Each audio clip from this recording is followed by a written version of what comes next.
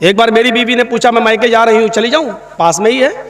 मैंने कहा ठीक है चली जाओ, कोई बात नहीं, बहुत दिनों से नहीं गई। हाँ तुम तो चाहते हो कि मैं चला जाए, चली जाऊँ, तुम्हें तो अच्छा लगता है। मैंने कहा ला हौल वला कुव्वता इल्ला बिल्लाह। यार तुमने इजाज़त मांगी, मैंने दे दी। 1-2 महीने के बाद फिर कहने लगी कि मैं चली जाऊँ, थोड़ी अम्मी की तबीयत ख़राब है। मैंने कहा नहीं अभी तुम्हें जाने की कोई ज़रूरत नहीं है, 2-4 दिन रुको, हम दोनों चलेंगे वो देखने के लिए। लो तो मैं तो आपके घर में क्या नौकर कैद होकर रहूं हैं? मैं जब भी जाना चाहूं तो आप भेजेंगे नहीं? नहीं मैं अब मैंने कहा कि ना जाओ तो कैद करके रख रहा हूं, और मैंने कह दिया चले जाओ तो क्या हो रहा है? लो तुम्हें तो कोई फिक्र ही नहीं, इतनी आसानी से कहती चले जाओ, इसका मतलब तुम्हें मेरी जरूरत ही नहीं। ये औरत इसीलिए का टेढ़ी पिछली से पैदा हुई है, सीधा करोगे तो टूट जाएगी लेकिन सीधी नहीं होगी। इसके नाज और नखरे को बर्दाश्त करना पड़ेगा। एक सहाबी का वाक़या बताऊं, हज़रत उनकी बीवी से उनको बड़ी परेशानी थी, तो वो अपनी शिकायत लेकर अल्लाह के हज़रत उमर के पास गए कि हज़रत उमर को कहूँगा तो हज़रत उमर डांटेंगे मेरी बीवी को, सही हो जाएगी। तो वो घर पे गए और दरवाजे को दस्तक दी, उधर से आवाज़ आई अंदर से, बाहर बैठो मैं अभी आ रहा हूँ। और देखा कि अंदर शोर हो रहा है, तो इसने कान लगाया सहाबी ने हज़रत उमर फ़ारूक के दरवाजे पर, तो क्या सुनता है कि उमर फ़ारूक की बीवी उमर फ़ारूक पर बरस रही हैं, ये वो तुम्हें होश नहीं, ये नहीं, ठिकाना नहीं, सब्जी कैसे आएगी, खाना कैसे। और हज़रत उमर जी जी जी करते चले यार, जी नहीं आ जाएगा जी जी। अब वो कहने लगा लो ये क्या मेरा इलाज करेंगे, ये तो खुद ही इस बीमारी में मुब्तला हैं। वो चल दिया वहाँ से, वो चल दिया। थोड़ी देर में हज़रत उमर निकले, उसको जाता हुआ देखा, ए हज़रत इधर आओ, इधर। वो कहता क्या, इधर आओ जी। अरे तुम किसी काम से आए थे और बगैर काम के चले जा रहे हो, आओ क्या बात है? कहा नहीं कोई काम नहीं है। अरे कोई काम नहीं है क्या मतलब? कहा मैंने काम से आया, फिर कह रहे हो कोई काम नहीं है? कहा नहीं अमीरुल मोमिनीन, जिस काम से आया था वो आपके बस का नहीं है। कहा क्या मतलब, कहना क्या चाहते हो? कहा अमीरुल मोमिनीन, मैं अपनी बीवी से बहुत परेशान था और हूँ और अभी तक हूँ, तो मैं आया था कि आपको अपनी बीवी की परेशानियां बताऊं, गिनाऊं तकलीफें कितनी देती है, तो आप हमारे बीवी को डांट देंगे। यहाँ आया तो देख रहा हूँ आप ही की बीवी आपको डांट रही है, आप अपनी बीवी को नहीं समझा पा रहे तो मेरी बीवी को क्या समझा पाएंगे? तो हज़रत उमर फ़ारूक ने कहा बैठो इधर और सुनो। कहा क्या? तुम्हारे घर खाना कौन बनाता है? कहा मेरी बीवी। कहा खाना बनाना उसका हक नहीं है शरीयत में, बताऊं कि ना बताऊं? अगर कह दूंगा तो डर लग रहा कल से ये घर की औरतें कहीं ऐसा ना हो कि चढ़ बैठे। हज़रत उमर फ़ारूक ने कहा ये खाना बनाना औरत का हक नहीं है शरीयत में, नान नफ़का आपकी जिम्मेदारी है। जब निकाह होता है तो उसमें महर मुतय्यन किया जाता है, लिखा जाता है इतना इतना महर अलावा नान नफ़का, यानी पकी हुई रोटी पका हुआ खाना खिलाना ये आपकी जिम्मेदारी है। लेकिन अल्लाह ने मेरी बीवी के दिलों में इतनी मोहब्बत डाल दी है कि वो घरों में बावर्चन बन जाती है, हमारे लिए खाना बना देती है। अच्छा ये बताओ तुम्हारे बच्चों की पेशाब और पायखाने को कौन साफ करता है? कहा मेरी बीवी। कहा ये भी उसकी जिम्मेदारी नहीं है, बच्चा आपका है, बेटा बेटी जो है वो बाप का कहलाता है, बच्चा पैदा हो जाने के बाद वो बाप का है, ये बाप की जिम्मेदारी है पेशाब और पायखाना करे तो साफ करे। लेकिन वो हमारे लिए बेचारी इस लेवल पे आ जाती है, हमारे बच्चों के लिए वो आया बन जाती है और वो उसका पेशाब और पायखाना भी साफ कर देती है। एक एक चीज गिनाते गए, एक एक चीज गिनाते गए। कहा जब ये सारी चीजें हमारी औरतें हमारे लिए और हमारे बच्चों के लिए कर देती हैं, तो क्या हमारा ये हक नहीं है कि उनकी थोड़ी सी डांट सुन लें, उनकी जायज बात भी सुन लें? घर चलाना है तो उनकी थोड़ी बहुत डांट भी सुनो, चले जाओ। और आइंदा ऐसा मत करना। क्या तुमने अल्लाह के रसूल का यह फरमान नहीं सुना कि बीवी औरत जो है वो आदम की पिछली से पैदा हुई है और पिछली टेढ़ी होती है, उसको सीधा करने की कोशिश करोगे तो वो टूट जाएगी लेकिन सीधी नहीं होगी। औरत को सीधा करने की कोशिश करोगे तो तलाक ले लेगी या हो जाएगी, लेकिन वो बिल्कुल सुधरेगी नहीं। इसलिए थोड़ा बहुत उसकी कजी और कभी को तुम्हें बर्दाश्त करना पड़ेगा। जी आप सही कह रहे हैं। बेचारा चला गया। मेरी माँ बहनों हाथ जोड़ के आप विनती कर रहा हूँ, ऐसा ना हो कि कल तुम ये कहने लगो अब खाना तुम बनाओ, मौलाना साहब ने कह दिया, ये हमारी जिम्मेदारी नहीं है। ऐसा ना हो। बहुत कम जगहों पर हम ये बयान करते ही नहीं है, क्योंकि आजकल औरतें गलत इस्तेमाल भी ले लेती है ना। एक बार मैंने किसी जलसे में कह दिया था कि अगर किसी का शौहर अपनी बीवी को पूरा खर्चा नहीं देता बीवी बच्चों का, तो बीवी अपने शौहर की जेब से या अलमारी में से उतना पैसा ले सकती है उसको बताए बगैर, जिसको चोरी नहीं कहा जा सकता है, बताए बगैर ले सकती है, जितने में उसका और उसका खर्चा चल जाए। ये जैसे ही मैंने जिस तकरीर में मैंने कहा, दूसरे दिन मेरी जेब से 5,000 रुपये गायब हो गए। उस दिन से बयान करना छोड़ दिया। ये तो नाजायज़ इस्तेमाल करती है। फिर इतनी इजाज़त दे दो 100-200 रुपये की, तो इनका 100-200 रुपये में कुछ होता ही नहीं है, 5,000। फिर ये होता है कि मौलाना ने कहा तो था ले सकते, तुम देते नहीं हो इसलिए हमने ले लिया। अरे अल्लाह के बंदी, मैंने तो ये कहा है कि जितने में तेरे घर का बच्चों का गुजर बसर चल जाए उतना। हाँ तो क्या हुआ, साड़ी पुरानी हो गई नहीं लाए, फेयर एंड लवली खत्म हो गई, लेने जाना है। और परफ्यूम भी तो ऐसे ऐसे आ रहे हैं, मेकअप के सामान भी तो ऐसे ऐसे। अब एक मेकअप चला वाटर प्रूफ, हमने तो वाटर प्रूफ शामियाना सुना था, वाटर प्रूफ हमने वो सुनी है, घड़ी सुनी है, लेकिन अब वाटर प्रूफ मेकअप कर लो, क्रीम पाउडर, उसके बाद चाहे कितना नहाइए धोइए वो मेकअप हटने वाला नहीं है। पानी वो वाटर प्रूफ मेकअप भी अब चलने लगे, और ये चलाना पड़ रहा है, क्योंकि बंदरियां भी मेकअप कर लेती थी, और जब उनका चेहरा धुलता था तो आड़ी टेढ़ी की तिरछी निकलती थी, तो उनके बच्चे भी नहीं पहचान पाते थे। इसलिए जरूरत पड़ी ऐसे मेकअप की जो टिका रहे उनके चेहरे पर, इसलिए वो मेकअप बनाना पड़ा। अब वो बेचारी 80 साल की बुढ़ियाँ भी लगा लेती है, तो ऐसा लगता है कि हाँ ये 25-30 साल की जा रही है, 25-30 साल की। एक सही वाकया है, मैं बतला रहा हूँ, भोपाल का सही वाकया है। बेचारी एक 70, 75, 80 साल की बुढ़ी, और उसने नकाब पहन लिया, खूबसूरत बूट वाला, फूलों से चढ़ा हुआ, और वो नकाब लगा के जा रही थी, चेहरा उसका छिपा हुआ था, खूबसूरत बुर्का। अब वो जा रही है तो 18-20 साल का लड़का उसके पीछे लग गया, ये सोचकर कि बुर्का इतना अच्छा है तो बुर्के वाली कितनी अच्छी होगी, नकाब इतना अच्छा है तो नकाब वाली कैसी होगी। अच्छा, वो धीरे धीरे चल रही थी अपनी उम्र के हिसाब से, ये समझ रहा था मुझे लाइन मार रही है, लिफ्ट दे रही है, धीरे धीरे चल रही है, मतलब सेटिंग हो जाएगी, तो वो धीरे धीरे चल रही। ये बेचारा समझ, थोड़ी दूर जाने के बाद उसने अपना नकाब उठाया और तुतलाते हुए बोला, बेटा तू मेरा पीछा क्यों कर रहा है, मैं तो तेरी अम्मा की उम्र की हूँ। इसने कहा कमबख्त, मेरी तो 1 घंटे की मेहनत ही बेकार चली गई है। तो इसको भी गुस्सा आया, इसने गुस्से में कहा, अरे अम्मा हम अपने लिए नहीं अपने अब्बा के लिए ढूंढ रहे हैं, क्या करें, 1 घंटा इसका बेकार हो गया। ये सही वाकया मैं आपको बतला रहा हूँ। और जिस लड़के ने ऐसा किया वो हमें आके बता रहा था कि भाई मौलाना अब तो दोस्ती हो गई है, बताना पड़ रहा, बता दिया, लेकिन जलसे में बयान मत करना। मैंने कहा जलसे में तो बयान करूंगा लेकिन तेरा नाम नहीं बताऊंगा। बड़ा अब ये हाल हो रहा है, ये हाल। तो बुर्के ऐसे, कपड़े ऐसे, और जलसे भी उससे महफूज नहीं। और इबादत की रूह को पहचानने की कोशिश कीजिए। या अय्युहल्लज़ीना आमनू तक़ुल्लाह हक़्क़ तुक़ाती, इबादत की रूह क्या, तक़वा। और अल्लाह ने क्या कहा, आई ईमानो वालो तुम अल्लाह से डरो जैसा कि उससे डरने का हक है। आई ईमानो वालो तुम अल्लाह से डरो जैसा कि उससे डरने का हक है। एक और चीज़ है, अल्लाह से डरने का हक कैसा है, अल्लाह से डरो कैसे, अल्लाह देख रहा, ये डरने का मतलब है। अल्लाह से डरो का मतलब ये नहीं, जैसा डरने का हक है। ये हक क्या है, हक का तुकाती, अरे कुछ तो मतलब होगा। आग से आप डरते हैं कि नहीं डरते हैं, आग से डरते हैं, लेकिन आग को देखकर भागते थोड़ी हैं। आग से डरने का हक क्या है, उसके अंदर हाथ ना डालो, उसके अंदर जंप ना लगाओ, यही तो डरने का हक है। जहर है आपके हाथ में, विष, लेकिन उसको आप छू भी रहे हैं, पकड़ भी रहे हैं, लेकिन डरते भी हैं उससे।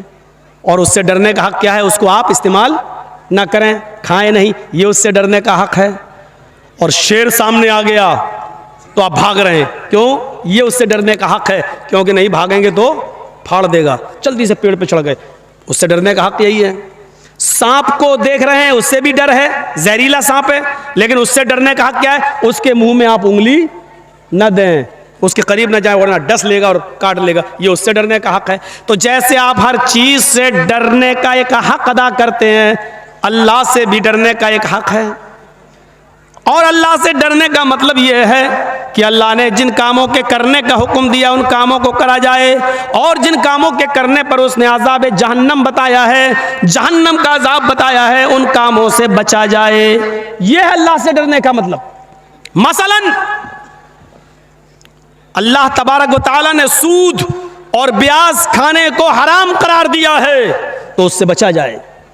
अल्लाह के नबी सल्लल्लाहु अलैहि वसल्लम ने फरमाया कि जब मुझे मेराज हुई, सफर मैं गया मेराज पर और मुझे जहन्नम दिखाई दी, तो मैंने खून के ब्लड के एक तालाब में, एक नदी में मैंने कुछ लोगों को डुबकियां लगाते हुए देखा है। बदबूदार खून पी रहे हैं और उसी में तैर रहे हैं। वो निकलना चाहते हैं, फरिश्ता एक पत्थर मारता, जब वो किनारे पे आते वो फिर बीचों बीच में पहुंच जाते और उसी बदबूदार खून में वो पी रहे हैं, खा रहे हैं और उसी में हैं।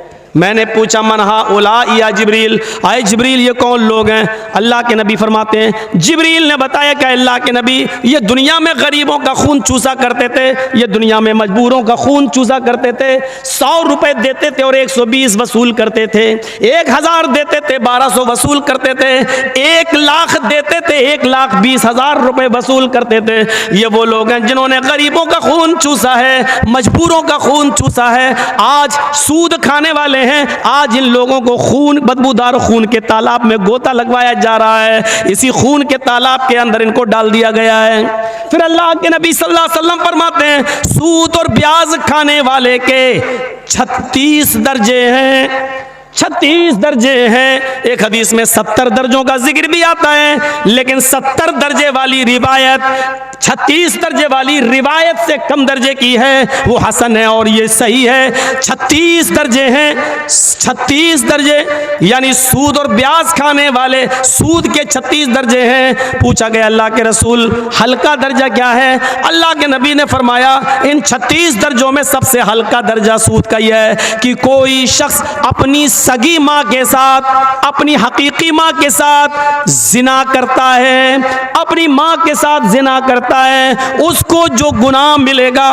उसको जो सजा मिलेगी, वो सूद और ब्याज खाने वाले की सबसे हल्की सजा होगी। इसके अलावा 35 सजाएं इससे ज्यादा, इससे बढ़कर होंगी। एक हदीस में यूं आता है कि 36 मर्तबा अपनी माँ के साथ जिना करो, 36 मर्तबा जिना करने के बाद जो सजा मिलेगी वो सूद और ब्याज के खाने वाले की सबसे हल्की सजा होगी। जिना तो वैसे ही हराम है और फिर अपनी माँ के साथ जिना, उसकी कबाहत और उसकी बुराई का अंदाजा तो आप लगा नहीं सकते। जिना तो वैसे ही गलत है, हराम है, शिर्क के बाद सबसे बड़ा गुनाह जिना। बाज़ रिवायतों में शिर्क के बाद सबसे बड़ा गुनाह कत्ल और कत्ल के बाद जिना। जिना तो वैसे ही सबसे बड़े गुनाहों में गुनाह माना जाता है और फिर अपनी माँ के साथ जिना, ये और अपने अंदर एक बुराई रखता है। और फिर वो भी एक बार नहीं, 36 मरतबा अपनी माँ के साथ कोई जिना करे, सूद और ब्याज खाने वाले का ये हल्का अजाब होगा। कितने लोगों के बैंक बैलेंस है? सभी के। कितने लोगों की LIC चल रही है? मौलाना पूछो मत। FD फिक्स डिपॉजिट, 10 साल के बाद बच्ची पैदा हुई है, हाँ ठीक है, 5 लाख रुपए इसके नाम कर दिया है, जब मेरी बेटी 20 साल की होगी 20 लाख हो जाएगा, शादी कर देंगे, शादी कर देंगे। फिक्स डिपॉजिट, सूद और ब्याज। तो अब तकवे का मतलब क्या है? अल्लाह से डरने का। अल्लाह ने जब इसको हराम करार दिया, नबी ने हराम करार दिया, तो इससे हम बच जाएं। जो चीजें बताई गई हैं इमाम कायनात ने, क्या कर रहा हूं? अब क्यों लगा रहे हैं इसको? यहाँ ये वाला माइक लगाएंगे? हाँ तो लाओ लाओ लाओ लाओ, जल्दी लाओ। अब तो पूरा गला ही चूस लिया, तो अब ला रहे हैं, मरने के बाद ही। सेटिंग सही नहीं है।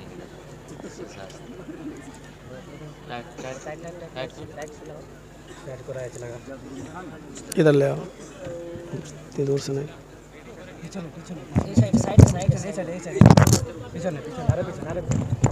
बस ठीक है।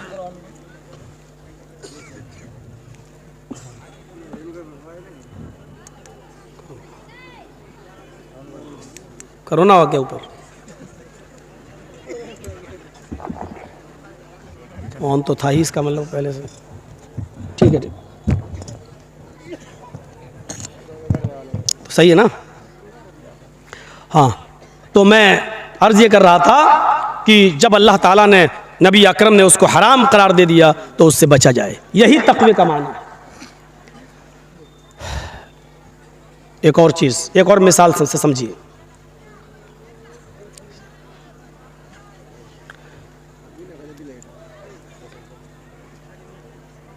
हजरत उबई इब्न काब रजी अल्लाह ताला अन्हु से हजरत उमर फारूक ने पूछा कि आए उबई, तकवा किसे कहते हैं? सुनिए, तकवा क्या है?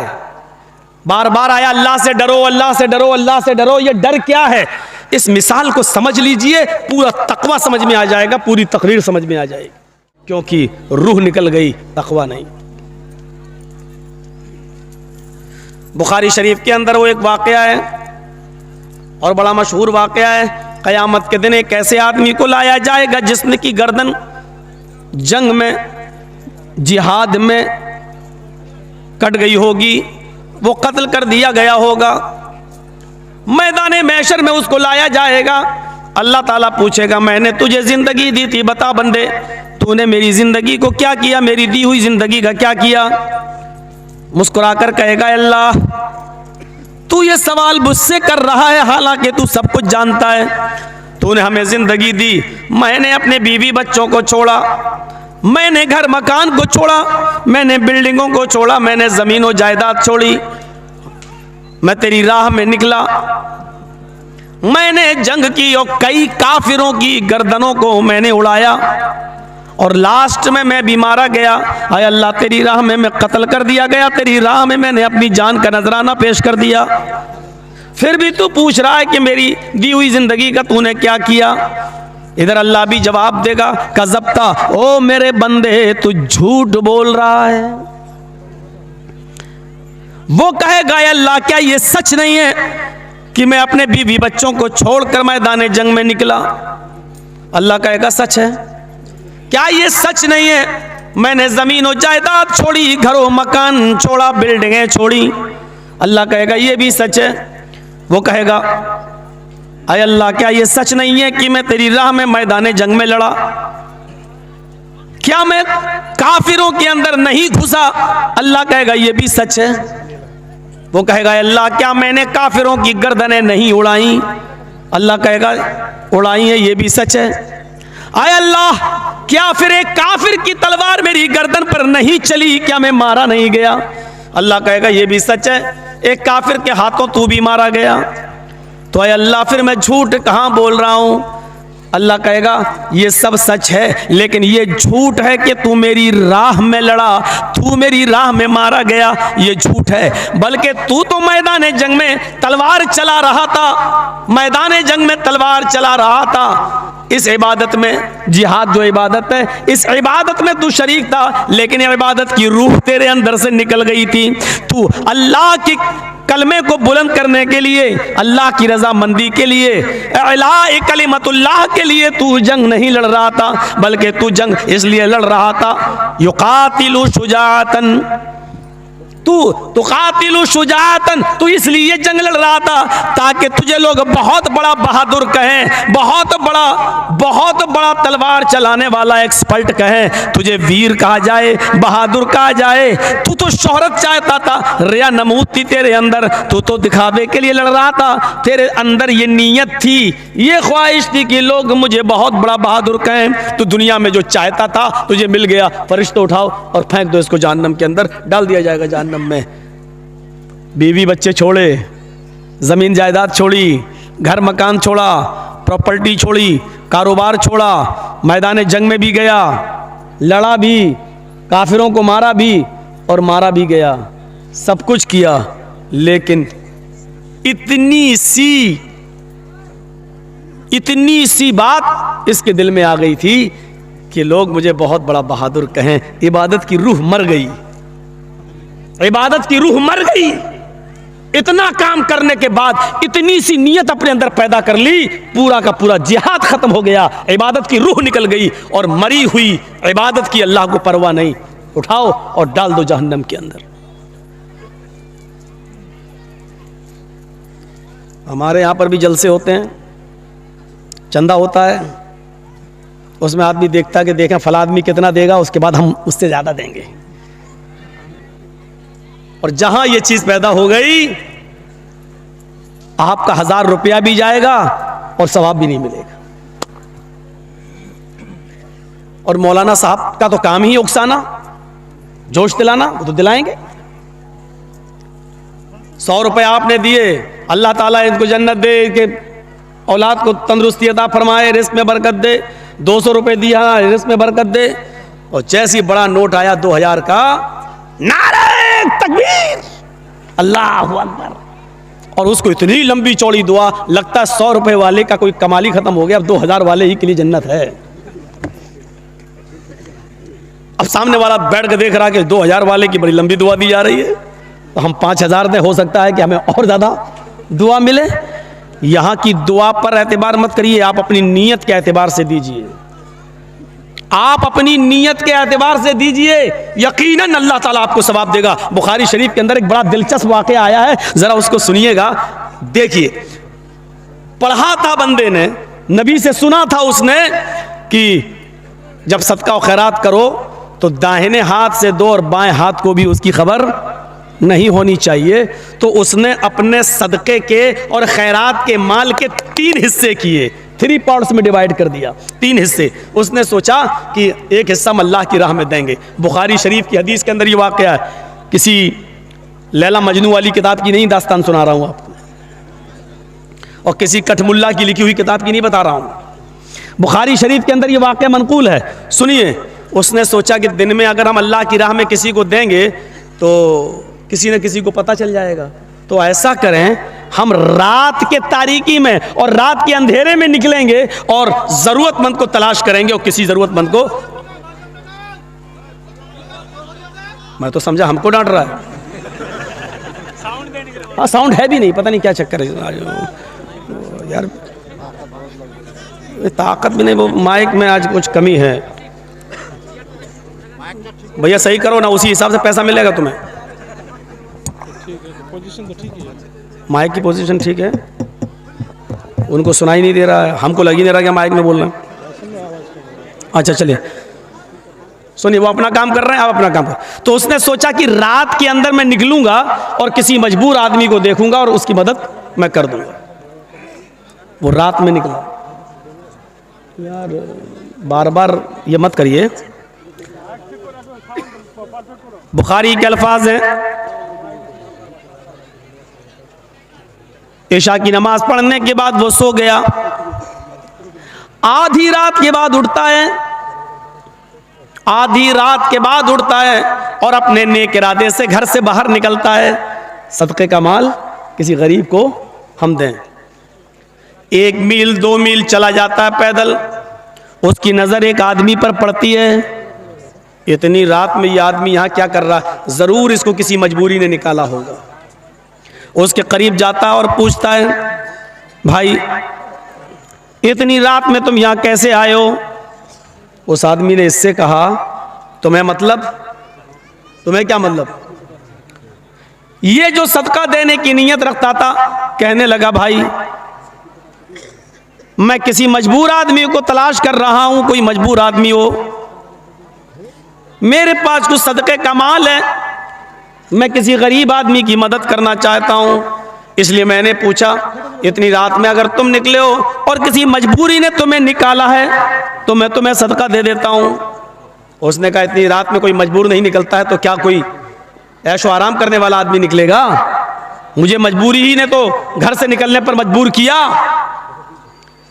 इस आदमी ने उसको सदका दे दिया, घर चला आया, तहज्जुद की नमाज पढ़ी और लेट गया। थोड़ी देर के बाद फजर की अजान हो गई, नमाज पढ़ने गया और नमाज पढ़ के फिर आया, घर में तिलावत करने लगा कुरान की। सूरज निकला, थोड़ा सा बाजार की तरफ गया, चलें टहल के आए। जब बाजार की तरफ गया तो क्या देखता है, कुछ लोगों का एक मजमा लगा हुआ है और वहाँ बैठकर कुछ गुफ्तगू हो रही है। यह आदमी भी उस मजमे में गया और वहाँ जाकर बैठ गया। बातें होते होते अचानक चर्चा होने लगा उसी मजमे के अंदर, देखो अल्लाह का एक बंदा, देखो अल्लाह का एक बंदा कल बेचारा अपना सदके का माल लेकर निकला। मजमे में चर्चा हो रहा है, अल्लाह का एक बंदा कल अपने सदके का कुछ माल लेके निकला, वो किसी गरीब और मजबूर की मदद करना चाहता था, लेकिन धोखा खा गया। और बजाय इसके कि वो किसी गरीब को सदके का माल देता, उसने एक अमीर और मालदार को सदका दे दिया। जिसको दिया वो तो बहुत बड़ा अमीर आदमी है। अब ये आदमी कैसे कह दे कि अरे वो तो मैं ही था। कहने लगा है, घर आया और आकर अपने दोनों हाथ उठाकर कहता है, इलाहल आलमीन, मेरी नीयत अमीर को सदका देने की नहीं थी। तकवे की रूह देखिए, इबादत की रूह देखिए। सदका और खैरात करना इबादत, और उसकी रूह क्या थी? मैं किसी गरीब की मदद करूं और इस तरह दूं कि दाहिने हाथ से दूं और बाएं को खबर नहीं, यानी किसी को पता नहीं चलना चाहिए। ये उसकी रूह थी। नीयत क्या थी? गरीब की मदद करूं। लेकिन हुआ क्या? धोखा खा गया, नहीं समझ पाया और किसको दे दिया? अमीर को। आय अल्लाह, अमीर को सदका देने का हुक्म ना तूने दिया ना तेरे नबी ने। ये गलती मुझसे हो गई कि मैंने अमीर को दिया, लेकिन ये गलती जानबूझकर नहीं हुई। आय अल्लाह, मुझे माफ़ कर देना। आय अल्लाह, मेरी नीयत अमीर को सदका देने की नहीं थी। ठीक है, जो हुआ सो हुआ। मेरे पास अभी 2 हिस्से माल और है। आज मैं एक हिस्सा और निकालूंगा, लेकिन आय अल्लाह तू मेरी मदद करना। आज की रात मैं जिसको दूं वो कोई गरीब आदमी हो, कोई ज़रूरतमंद इंसान हो। इशा की नमाज पढ़ के सो जाता है, आधी रात में उठता है, फिर निकलता है, 1-2 मील दूर चला जाता है। आज भी इसको एक आदमी नजर आया, चेहरा छिपाए हुए था। ये आदमी उसके करीब जाता है, कहता भाई तुम कौन हो? उसने अपना चेहरा नहीं दिखाया। कहता क्या मतलब? मैं कोई भी हूँ, मजबूरी है मेरी, मैं रात में निकला हूँ। तुम यहाँ क्या कर रहे हो? कहा मेरी भी मजबूरी है, मैं रात की तारीकी में, रात के अंधेरे में किसी गरीब इंसान को ढूंढ रहा हूँ, किसी मजबूर को ढूंढ रहा हूँ। वो कहता मुझसे ज़्यादा मजबूर कौन होगा? मेरे बच्चे भूखे सो रहे हैं, मेरी बीवी भूखी है, मैं मजबूरी में निकला हूँ और कोई ज़रूरी है कि मैं अपनी मजबूरी का, मैं अपने बच्चों का और अपनी बीवी का बुरा हाल मैं तुम्हें रो रो कर बयान करूँ? इस आदमी ने कहा नहीं नहीं, मुझे तुम्हारे हालात को जानने का शौक भी नहीं है। अगर तुम मजबूर हो और तुमने कह दिया मैं मजबूर हूँ, मेरे लिए इतना ही काफ़ी है। ये सदक़े का माल लीजिए, ये मेरे तरफ से है, ये आप ले जाइए। आप गरीब और मजबूर इंसान हैं, मुझे तो किसी गरीब ही को देना था। उसने उसको दे दिया और चला आया। घर में आया, तहज्जुद की नमाज पढ़ता है, खुश है कि अल्लाह आज तो वाकई मैंने किसी गरीब इंसान की मदद कर दी। सुबह की नमाज पढ़ता है, कुरान तिलावत करता है और फिर सूरज निकलने के बाद बाजार की तरफ जाता है। आज फिर चर्चे हो रहे हैं बाजार में, अल्लाह का एक नेक बंदा आज भी धोखा खा गया है, आज भी धोखा खा गया है। वो सदक़े का, खैरात का माल लेकर निकला, वो किसी गरीब आदमी की मदद करना चाहता था, लेकिन उसने रात की तारीकी में एक चोर की मदद कर दी। ये सदका और खैरात का माल एक चोर को दे दिया। ये कहता है और कुछ कह भी नहीं सकता सबके सामने, ओह ये तो मैं ही था, क्योंकि जानता था मुझे बताना नहीं है। अगर मैंने ये कह दिया तो सबको पता चल जाएगा कि सदका और खैरात करने वाला यही आदमी है। बुरा मुंह करता है, घर पे लौटता है, कहता है अल्लाह आज भी मेरे साथ धोखा हो गया। देख मेरी नीयत ये नहीं थी, मैं किसी चोर की नहीं गरीब की मदद करना चाहता था। सदका और खैरात करना इबादत है, लेकिन इस इबादत की रूह में गड़बड़ी पैदा हो रही है। मैं चाहता हूँ कि किसी गरीब को दूं, लेकिन आज चोर को दे गया। आय अल्लाह इस पर मेरी गिरफ्त न करना, मैंने जानबूझकर चोर की मदद नहीं की। आय अल्लाह एक हिस्सा और रह गया है, आज तू मेरी मदद करना। जब मैं रात में निकलूँ तो किसी गरीब और मजबूर इंसान तक ये माल पहुँचा देना। आधी रात के बाद तीसरी रात में भी निकला, काफी दूर 4-5 मील दूर निकल गया। इसको एक औरत नजर आई। इसने सोचा इतनी रात में औरत, यकीनन औरत को मजबूरी ही बाहर निकालती है, वरना कोई शरीफ औरत इतनी रात में बाहर क्यों निकलेगी?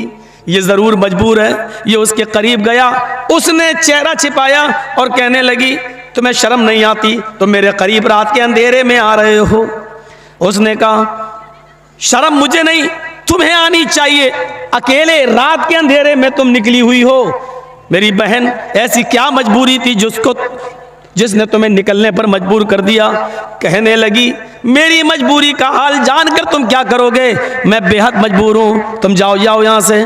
इस आदमी ने कहा मेरी बहन अपनी मजबूरी नहीं बताना चाहती हो तो मत बताओ, लेकिन हकीकत में तो मजबूर हो। उसने कहा हाँ, ये मेरे पास कुछ माल है, मैं मजबूर लोगों के लिए लेकर निकला, लीजिए ये सारा माल मैं तुम्हें दे रहा हूँ, अल्लाह तुम्हारी मजबूरी को दूर करे, जाओ अब तुम अपने घर चली जाओ, ये मैंने तुम्हें दे दिया है, ये मेरे सदक़े का माल था जो मैं किसी गरीब और मजबूर की मदद करना चाहता था, लीजिए मैं तुम्हें दे रहा हूँ। ये देकर चला गया, वो अपने घर चली गई, ये अपने घर आ गया, इसने तहज्जुद की नमाज पढ़ी, सोया, फिर उठा, फजर पढ़ी, घर आया, कुरान पढ़ा, फिर बाजार की तरफ निकला।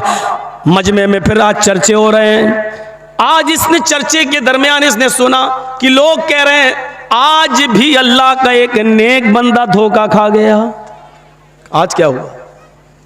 आज उसने अपने सदक़े का माल जिस औरत को दिया है, वो औरत कोई मजबूर नहीं थी, वो तो बदचलन और आवारा औरत थी, वो तो ज़ानिया और जिस्म फरोश औरत थी। उसका तो मामूल था रात को निकलना, जिस्म फरोशी करना, जिस्म बेचना और पैसा कमाना। आज भी अल्लाह का एक नेक बंदा अपना सदका और खैरात एक तवाइफ को दे बैठा।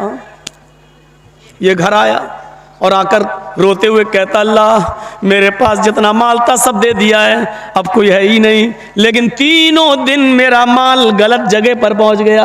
अमीर को सदका देने का हुक्म नहीं, अमीर को दे दिया, चोर को सदका देने की इजाज़त नहीं, चोर को दे दिया, ज़ानिया और बदचलन औरत की मदद करना हम पर वाजिब नहीं, लेकिन हमने उसको दे दिया। आय अल्लाह, लेकिन इसमें मेरी खता नहीं है, मैं तो चुपके से मदद करना चाहता था कि किसी को पता न चले, इसलिए रात का इंतखाब किया, रात का वक्त चॉइस किया, लेकिन आय अल्लाह तीनों दिन में धोखा खा गया। अगर मुझे सवाब न देना चाहे तो आज़ाब भी मत देना। आय अल्लाह मेरी नीयत इन लोगों की मदद करने की नहीं थी, लेकिन धोखा हो गया। चौथा दिन है, आज माल नहीं है, जा नहीं सकता देने के लिए, इशा की नमाज पढ़ के सोता है, रात में ख्वाब देखता है, फरिश्ता इसके ख्वाब में आता है और इसको ख्वाब में कहा जा रहा है आय अल्लाह के नेक बंदे, अल्लाह ने तेरे तीनों दिन के सदक़े को कबूल कर लिया है, इसलिए कि तेरी नीयत अच्छी थी, तेरी नीयत नेक थी। अगरचे तूने बदचलन को, चोर को और अमीर को सदका दिया, वो गलत था, लेकिन नीयत तेरी अच्छी थी। इस इबादत की रूह तेरे अंदर बड़ी अच्छी थी, इस इबादत की रूह की वजह से अल्लाह ने तेरे सदक़े को कबूल कर लिया, अल्लाह ने तेरे सदक़े को कबूल कर लिया और तेरे सदक़े के माल से अल्लाह ने उन तीनों को हिदायत दे दी। उस अमीर आदमी ने गलत तरीके से माल लेने से तौबा कर ली कि आइंदा अल्लाह हम गलत तरीके से माल हासिल नहीं करेंगे। उस चोर को उस सदक़े से इतनी बरकत मिली कि उस चोर ने हमेशा के लिए चोरी से तौबा कर ली, और तेरे सदक़े के माल से उस ज़ानिया और बदचलन औरत को ऐसी बरकत मिली कि उसने ज़िनाकारी से भी तौबा कर ली और कहा कि आज के बाद हम गलत काम नहीं करेंगे, और अल्लाह ने तेरे सदक़े को भी कबूल कर लिया। मत देखिए हम कितना दे रहे हैं, क्या दे रहे हैं, क्या नीयत देखता है अल्लाह तबारक व तआला। अल्लाह की यहाँ सिर्फ नीयत देखी जाती है, नीयत नीयत। मेरे भाइयों, वो तमाम तसव्वुरात हम अपने अंदर लाएं, वही तो रूह है, वही तो रूह है, यही तो इबादत की रूह कहलाती है तकवा। अभी आपने देखा ना कितना अच्छा काम किया था उसने, बीवी छोड़ी, बच्चे छोड़े, जिहाद के लिए निकला, घर मकान छोड़ा, प्रॉपर्टी जमीन जायदाद छोड़ी, लड़ा, मारा भी गया, लेकिन कहाँ गया? काम कितना अच्छा किया, लेकिन नीयत खराब थी, कहाँ गया? जहन्नम में। इस आदमी ने काम कितना खराब किया, चोर की मदद, ज़ानिया की मदद, काम कितना खराब किया, लेकिन नीयत अच्छी थी, कहाँ गया? क्या हुआ? सदका कबूल। उसको मालूम है वो वाकया, वो जो एक आदमी ऊंट पर अपना सारा माल लाद कर ले जा रहा था और जंगल से गुजर रहा था, अपने ऊंट को एक जंगल पेड़ से बांध दिया और लेट गया, आंख खुली तो देखा ऊंट गायब है, ऊंट गायब। और मौलाना जर्जी साहब सफर कर रहे हो ट्रेन के अंदर, अचानक आंख खुले पता चला अटैची गायब, क्या बीतेगी? आप बंबई से 6 महीने 1 साल रहकर आ रहे हो और अपने बीवी बच्चों के लिए कुछ पैसा कमा के ला रहे हो और अचानक पता चला ट्रेन के अंदर अटैची गायब, सूटकेस गायब, क्या बीतेगी आपकी? उसके घर का पूरा सामान ऊंट के ऊपर लदा हुआ और ऊंट गायब। ढूंढता है इधर उधर, इस झाड़ी उस झाड़ी, इस पहाड़ी उस पहाड़ी, पूरा दिन ढूंढा लेकिन ऊंट कहीं नहीं मिला। इधर से उधर, उधर से इधर, सब जगह तलाश किया लेकिन ऊंट कहीं नहीं मिला, और आकर फिर उसी जगह पर बैठ गया। या अल्लाह, थोड़ा सस्ता लूँ उसके बाद फिर ढूंढूंगा, अब रात में ढूंढूंगा, सस्ताने के लिए थोड़ा सा बैठा, बैठते ही टेक लगा लिया पेड़ पर, और जैसे ही पेड़ से टेक लगाया उसको नींद आ गई। थके हुए आदमी को नींद बहुत अच्छी आती है। उसको नींद आई, और नींद आई तो अचानक उसकी आंख खुल भी गई। थोड़ी देर के बाद आंख खुली तो क्या देखा, जिस पेड़ से मैंने अपने ऊँट को बांधा था, ऊँट तो वही बंधा हुआ है, उड़ता है, ऊँट की तरफ जाता है। अब जैसे आपको पूरा दिन ढूंढने के बाद आपको सूटकेस ना मिले और अचानक मिल जाए तो सबसे पहले खोल के देखेंगे कुछ कम तो नहीं हुआ। उसको ऊँट बंधा हुआ देखा तो है, ऊँट, हाँ, बर्तन मौजूद, गल्ला मौजूद, अनाज मौजूद, कपड़े मौजूद, सब मौजूद, जेवरात मौजूद, सब मौजूद। तो उसको इतनी खुशी हुई, अनाज का एक दाना भी उसका कम नहीं हुआ, इतनी खुशी हुई। बुखारी शरीफ के हदीस के अल्फाज हैं, उसको होश नहीं है, मेरे पैर जमीन पर हैं। इतनी खुशी हुई कि मारे खुशी में ये उल्टे जुमले बोल गया, अल्लाहुम्मा अंता अब्दी व अना रब्बुक। आय अल्लाह, मान गया तेरी कुदरत, वाकई तू मान गया मैं तेरी कुदरत को। मैं पूरे दिन ऊँट को तलाश किया, नहीं मिला, और तेरा चमत्कार, ऊँट अपने आप आ गया और कुछ भी कम नहीं। मान गया तेरी कुदरत को, अल्लाहुम्मा अंता अब्दी, वाकई तू मेरा बंदा है, वो अना रब्बुक, और मैं तेरा रब हूं। उल्टा बोल गया। बोलना क्या चाहिए था, वाकई मैं तेरा बंदा और तू मेरा रब, लेकिन क्या कह गया, वाकई मान गया तुझे, अल्लाहुम्मा अंता अब्दी व अना रब्बुक, वाकई तू मेरा बंदा है, मैं तेरा रब। अल्लाह के नबी फरमाते हैं, हाफिज अहमद इब्न हजर अल अस्कलानी ने लिखा कि ये सुनकर फतहुल बारी में अल्लाह के नबी सल्लल्लाहु अलैहि वसल्लम ने जब ये वाक़या बयान किया तो सहाबा कराम हंस दिए। अल्लाह के नबी ने फरमाया, जैसे तुम हंस रहे हो उसी तरीके से जब उसकी ज़बान से ये जुमला निकला तो उसका ये जुमला सुनकर अल्लाह भी हंस दिया, अल्लाह भी मुस्कुरा दिया। देखो मेरे बंदे को कितनी खुशी हो रही है, और खुशी में उसको ये भी नहीं पता कि वो क्या कह रहा है, मुस्कुरा रहा है। जबकि जुमले कितने बुरे थे, इनके बुरेपन पर आप अंदाज़ा नहीं लगा सकते, इतने ख़तरनाक जुमले थे। इतने ख़तरनाक जुमले फ़िरौन ने भी नहीं बोले थे। फ़िरौन लोगों से कहता था, अना रब्बुकुमुल आला, अपना रब कहो हमें, मैं तुम सब का रब हूँ। क्या कहता था फ़िरौन, मैं तुम सब का रब हूँ। लेकिन फ़िरौन ने अपनी पूरी ज़िंदगी में कभी अल्लाह से नहीं कहा कि मैं तेरा भी रब हूँ। फ़िरौन अपने आप को लोगों से कहलवाता था कि मैं तुम्हारा रब हूं, मुझे रब कहो, लेकिन अल्लाह से ये नहीं कहता था, तू मेरा बंदा, मैं तेरा भी रब हूं। फ़िरौन ने कभी अल्लाह से नहीं कहा कि मैं तेरा भी रब हूं। और इसने तो, फ़िरौन ने कभी नहीं कहा तू मेरा बंदा है, और इसने तो अल्लाह ही को अपना बंदा कह दिया और अपने आप को अल्लाह का रब कह दिया। तो जुमले फ़िरौन से ज़्यादा ख़तरनाक हुए कि नहीं हुए? लेकिन फ़िरौन ने ये जुमले जब बोले, तुम्हारा रब हूं, तो अल्लाह ने फ़िरौन की लाश को क़यामत की सुबह तक निशान इबरत बना दिया। और इसने फ़िरौन से भी ज़्यादा सख्त और ख़राब जुमले बोले तो अल्लाह मुस्कुरा दिया, अल्लाह मुस्कुरा दिया और इसको माफ़ कर दिया। क्यों? फ़िरौन जानबूझकर कहता था मैं तुम्हारा रब हूं, और इसने जानबूझकर नहीं कहा, इसके दिल में ये नीयत नहीं थी, ये नहीं कहना चाहता था कि तू मेरा बंदा और मैं तेरा रब, ये कहना नहीं चाहता था, लेकिन इसके मुंह से तो खुशी में निकल गया। इसको पता ही नहीं कि कह क्या रहा है, तू मेरा बंदा मैं तेरा रब। तो अल्लाह ने इससे कोई मुआखज़ा नहीं किया, इसको माफ़ कर दिया। देख रहे हैं आप, काम कितना बुरा, लेकिन नीयत अच्छी थी। नीयत ये नहीं थी कि अल्लाह मेरा बंदा है, इसलिए अल्लाह ताला ने इसको माफ़ कर दिया। नमाज पढ़ रहे हैं, रोज़ा रख रहे हैं, सदका और खैरात और ज़कात दे रहे हैं मदरसे में, अल्लाह नीयतें देखेगा। नीयत, ये भी नीयत देखेगा। मौलाना जर्जीस की तकरीर से पहले इतने लोग यहाँ नहीं थे, जो दूसरे मौलाना बोल रहे थे तो आधा मजमा भी नहीं था, और जर्जीस साहब आ गए तो कितना सन्नाटा छा गया, सब यहाँ जमा हो गए। मौलाना साहब से पहले जो मौलाना बोल रहे थे, क्या वो लैला मजनू की कहानी सुना रहे थे? वो भी कुरान, वो भी हदीस सुना रहे थे। अल्लाह ये भी देखेगा इस जलसे में आने के बाद कि तुम कुरान और हदीस सुनने आए थे या मौलाना जर्जीस को सुनने आए थे। ये हमारी नियतों पर डिपेंड करेगा, इतना याद रखिएगा। अगर कुरान और हदीस सुनने आए थे तो जर्जीस से पहले भी जो बोल रहा था वो भी कुरान और हदीस बोल रहा था, उसकी क्यों नहीं सुन रहे थे? तो इसका मतलब यह है कि आप कुरान और हदीस सुनने नहीं आए, आप जर्जीस को सुनने आए। अल्लाह की कसम, अगर जर्जीस को सुनने आए तो रात के 12 और 1 बजे तक आपने अपनी आंखें फोड़ी हैं कि आपको एक नेकी नहीं मिलेगी। मैं इस बात को अपने रब के इज्जत और जलाल की कसम खाकर और मुअक्कद करना चाहता हूं, रब काबा की कसम, एक नेकी नहीं मिलेगी। अगर सिर्फ जर्जीज को सुनने आए हो, कुरान और हदीस नहीं, तो एक नेकी नहीं मिलेगी। और कुरान और हदीस सुनने आए हो तो फिर आप ही जवाब दीजिए, इससे पहले इतनी भीड़ क्यों नहीं थी? कहां थे आप? जलेबी खरीद रहे थे। कहां थे आप? बच्चों को बैलून दिला रहे थे। कहां थे आप? हमारी गर्लफ्रेंड आई थी, मोबाइल पे बात हुई थी, उससे मिलने गए थे। हंसो नहीं, जो आई हैं वो हमारी बहनें हैं। और तुम जो हंस रहे हो दूसरों की बहनों से मिलने का जुमला सुनकर, इतना याद रख लो कि आपकी बहनों से भी कोई मिलने आया था। कमा तुदीन तुदान, जैसा करोगे वैसा भरोगे।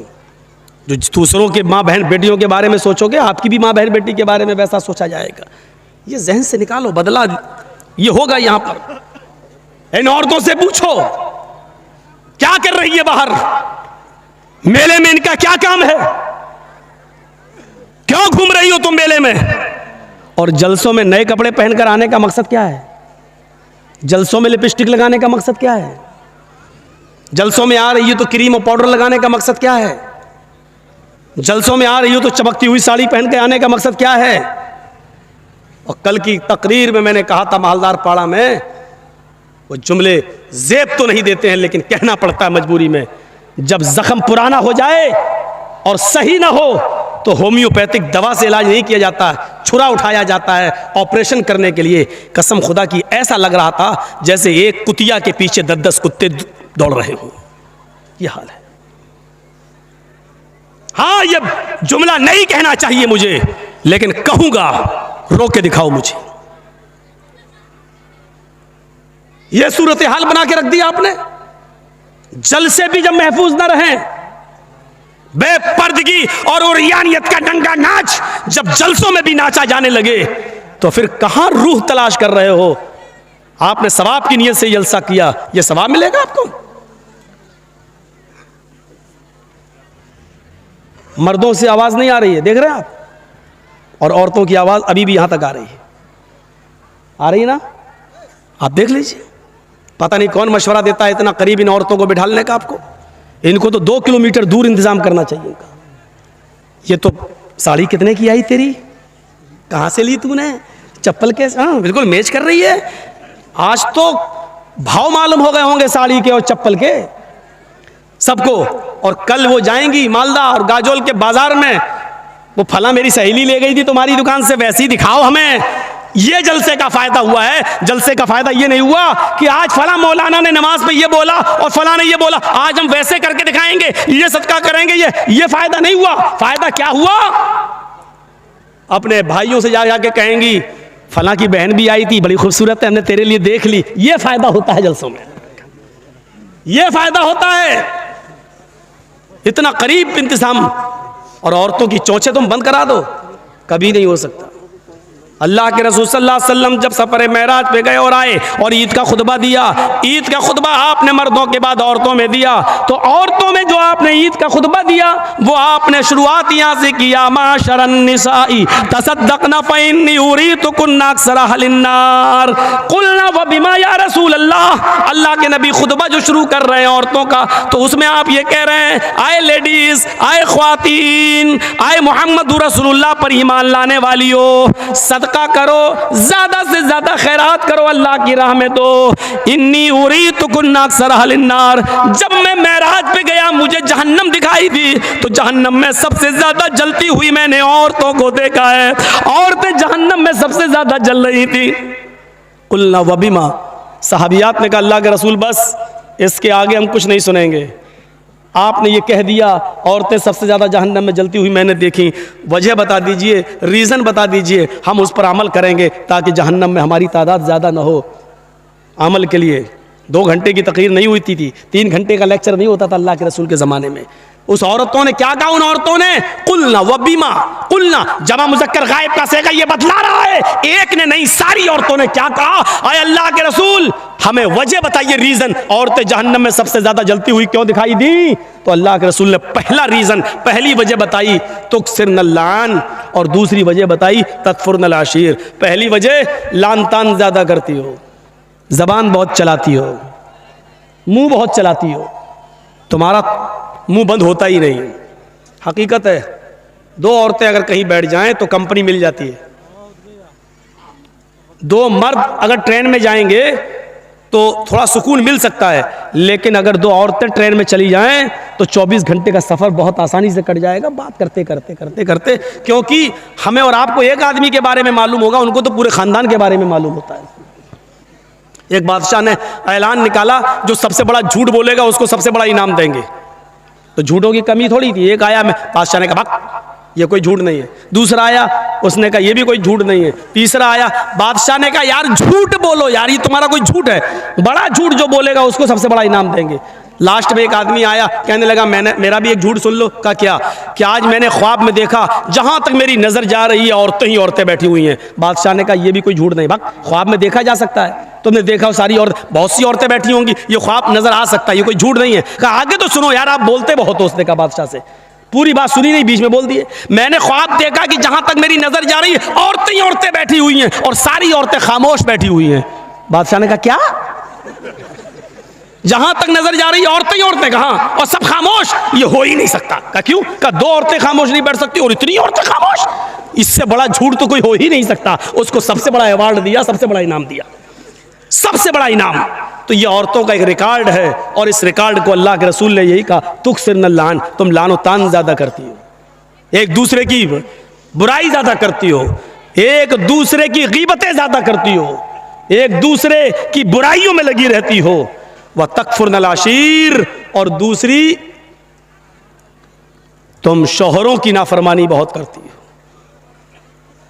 शौहरों की नाफरमानी। अब बताओ आदमी बेचारा क्या करे?